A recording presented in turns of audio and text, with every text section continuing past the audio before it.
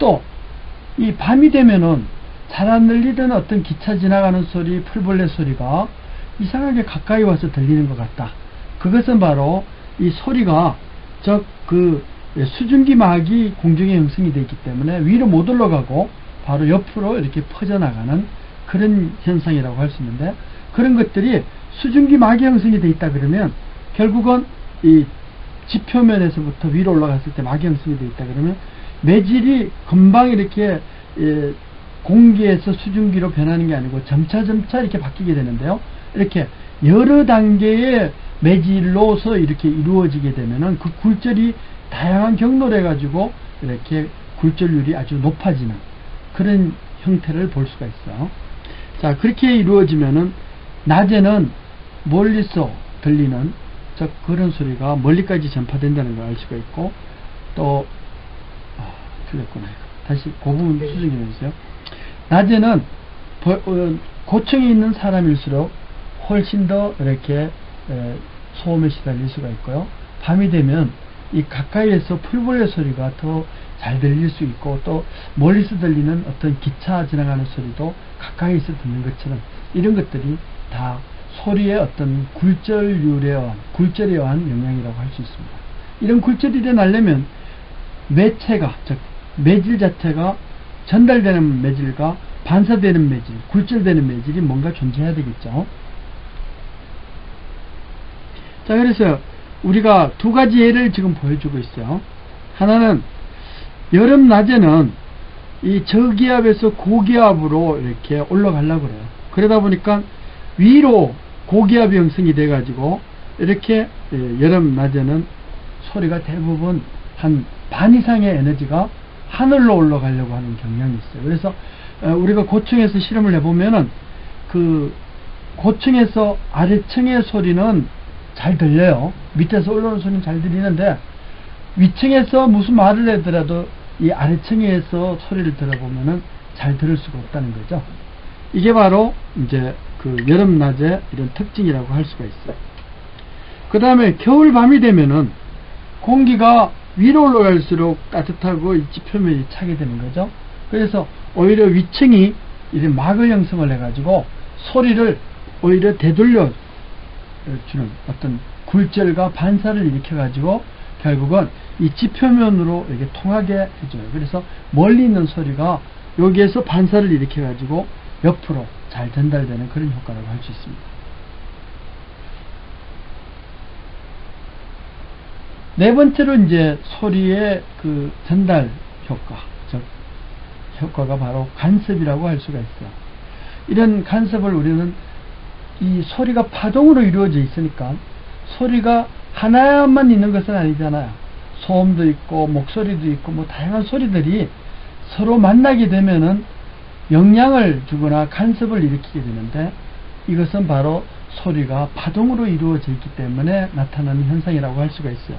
그래서 이것을 우리는 사운드 인터피어런스라고 이야기를 하는데, 두 개의 소리가 두 개 이상이죠. 이런 소리가 서로 중첩이 돼 가지고 커지기도 하고 또 줄어들기도 하고 서로 파동끼리 간섭을 일으키는 효과라고 할 수가 있어요. 만약에 이렇게 간섭이 일어날 때 파동끼리 같은 주파수다 그러면은 결국은 같은 위상이고 같은 주파수다 그러면 점점 커지게 되겠죠. 근데 이 같은 주파수라도 위상이 뒤집혀져 있어요. 즉 파동의 각도가 180도만큼 뒤집어져 있다. 그러면 두 개 합쳐지면 어떻게 되나요? 소리가 그만큼 줄어들겠죠. 이런 그 간섭 현상이 해가지고 소리가 커지기도 하고 줄어들기도 해요. 그래서 이런 효과를 잘 보려고 그러면 요 컵에다가 mp3 플레이어나 스마트폰의 스피커를 거기다 딱 잡아 넣는 거예요. 잡아 넣게 되면은 그 내부에서 반사라든가 이런 간섭들이 막 어울리다가 즉 두드러진 소리 위주로 소리가 커져 가지고 2배 이상의 효과를 내주는, 그래서 데시벨이 한 5에서 6데시벨 정도로 커져요. 그래서 훨씬 더 소리가 잘 들리게 되는 거죠. 여러 사람이 함께 들을 수 있는 소리라고 할 수가 있어요.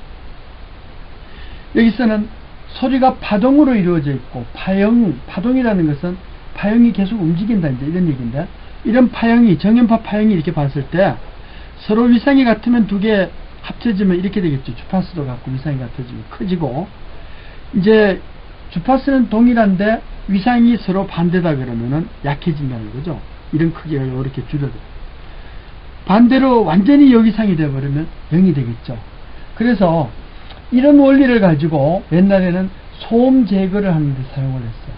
저 멀리서 비행기 소리가 들리잖아요. 그럼 그 비행기 소리를 제거를 하려면 마이크를 가지고 그 소리를 잡아서 반대파를 쏴주는 거예요. 그러면은 이렇게 위상이 역으로 돼버리니까 분명히 오실로스코프나 이런 상에서는 그 파형이 거의 0이 돼버려요. 그래서 소리가 줄어드는데, 실제 이렇게 딱 설치를 해놨더니만 저 마이크를 잡아서 정포간 스피커의 소리도 비행기 소리가 들리고 저 멀리서 오는 소리도 같이 들려버리더라. 즉 위상이 정확하게 맞지 않는다는 거죠. 듣는 사람 위치별로 이렇게 들을 수도 있고 이렇게 들을 수도 있고 또 이렇게 들을 수도 있어요.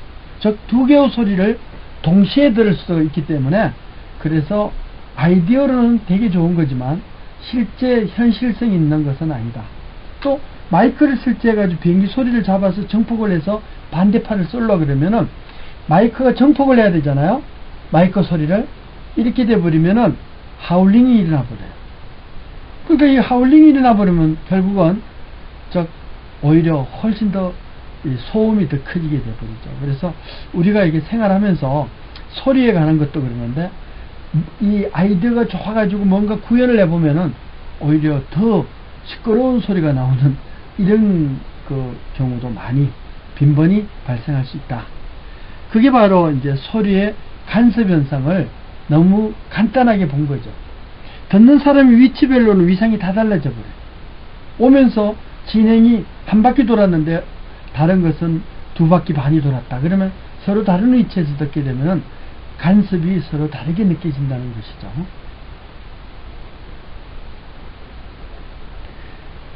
또 이제 소리의 효과 중에 맥놀이 현상이라는 게 있어요. 이 간섭의 일종인데, 두 개의 소리가 아주 근접하게 붙어 있는 경우에는 소리가 커졌다 작아졌다 그래요. 두 개의 소리라는 것은 뭐냐면, 하나는 주파수가 100Hz고 하나는 110Hz다 그러면 두 비슷한 파동이 이렇게 합성이 돼 버리면, 간섭을 일으키면 그 10Hz의 차이만큼 소리가 이렇게 커졌다 작아졌다 하면서 진폭을 유발하게 되는데, 이런 현상을 우리는 맥놀이 현상이라고 그러고, 즉 비트 프리퀀시라고 이야기를 해요.